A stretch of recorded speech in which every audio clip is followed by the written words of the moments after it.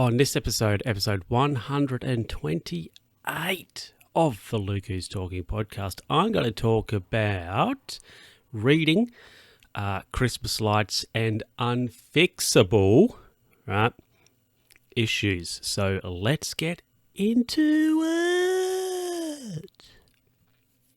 Hello, everybody, and welcome back to another another episode of the Luke Who's Talking podcast, the 128th. Can you believe that? Crazy. Anyway, everybody.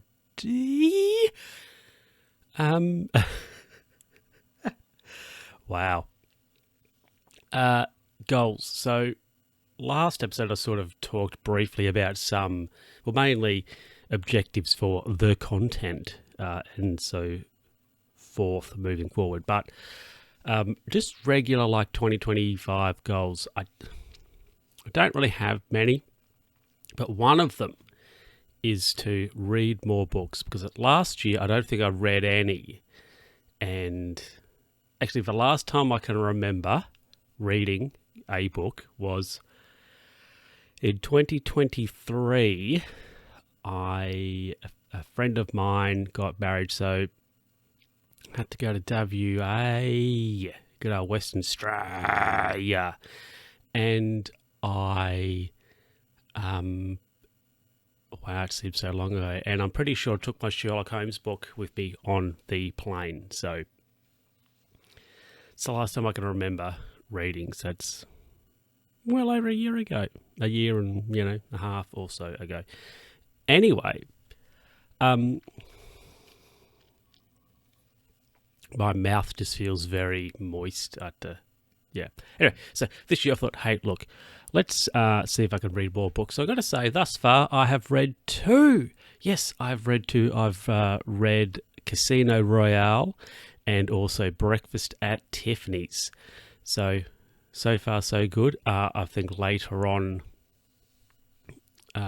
today, now this is the day of recording, I won't tell you what day it is, but I'm going to start another one, so I'll be on book 3 for the year.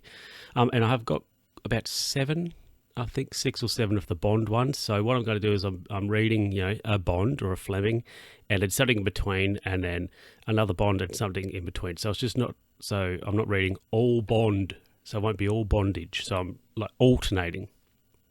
But I will have to buy, I think I need to get 2 more other books, if I'll use that term, so I can get through all my Bond ones, but I'll worry about that later. So yeah, I've read Casino Royale and Breakfast at Tiffanys, so then the next one I think is Live and Let Die. To read, I'll have to check my actually it does say in the back of Casino Royale what the next Bond book is in the sequence. Pretty sure it's Live and Let Die.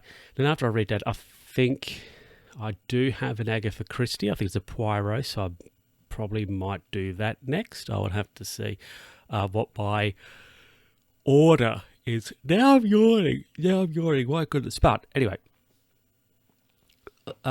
yeah, I thought, I think it's not, instead of just, it's probably a bit more of a constructive thing to do with time, I thought, reading, rather than like sitting and watching videos on YouTube or listening to podcasts. So stop listening to this podcast and go and read a book now.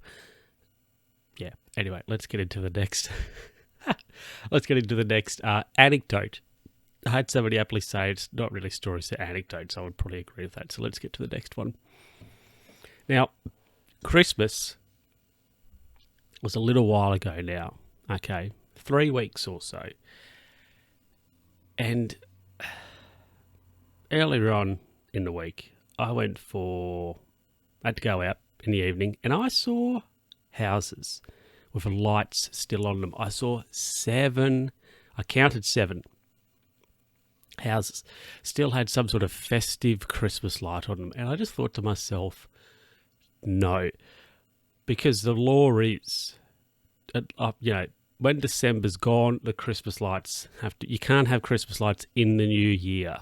You just got to, no, shut them off. Now, I think probably Boxing Day is still acceptable. The day after, you're probably pushing it. And I think anywhere beyond that, lights are got to be, you got to shut them down. You got to shut them down. So I saw they had seven lights still going, right? Now, there's no problem with leaving lights on your house. I think that's okay, especially if you have like an extravagant setup, right? But still having lights running over the top.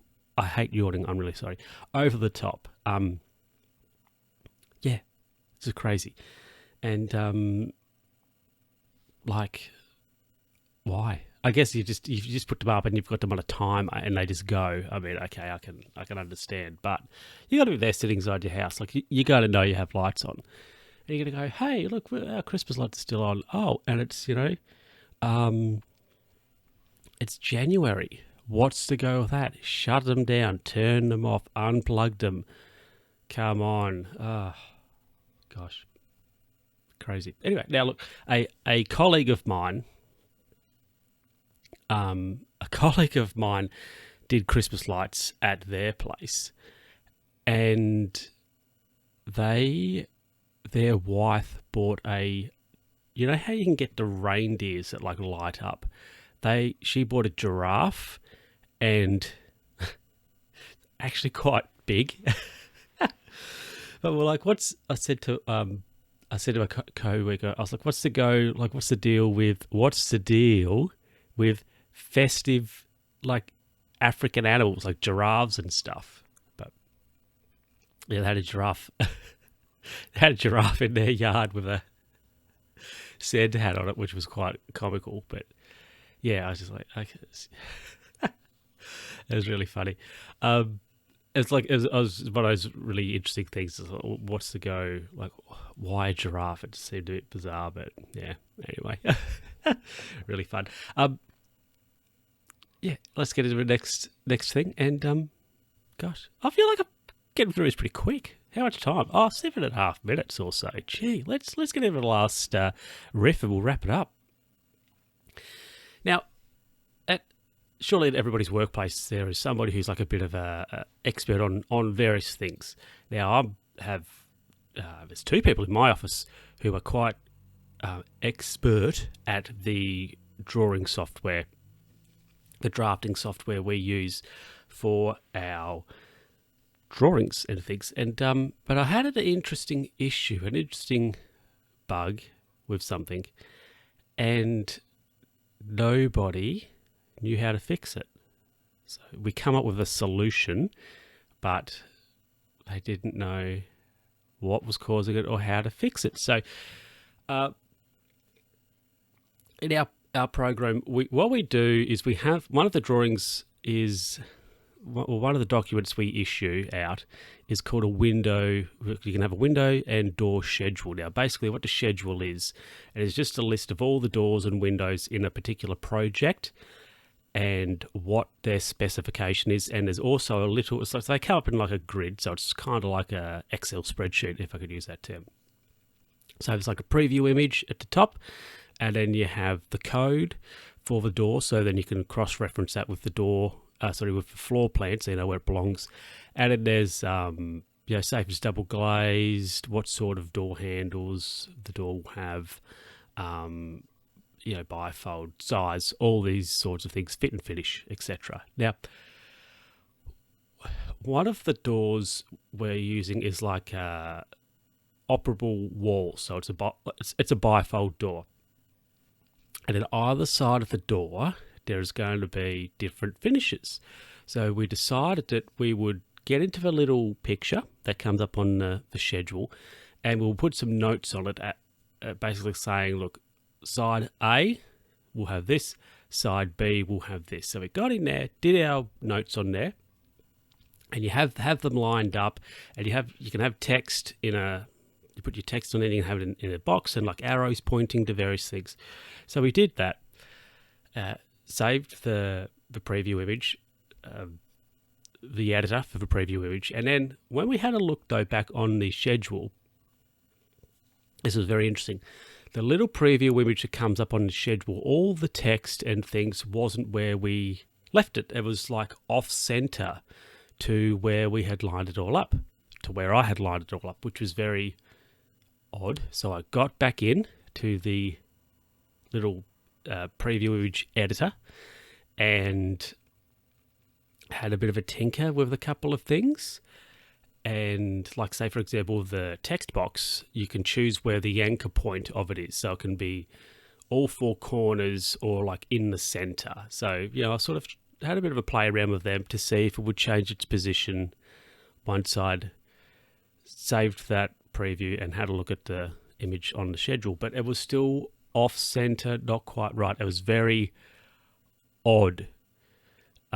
So I asked one of my colleagues about it, and that we went through some things to see if we could remedy it, but we couldn't. It was still wasn't right.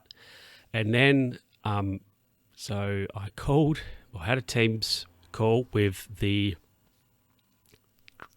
drafting manager, right, software manager, and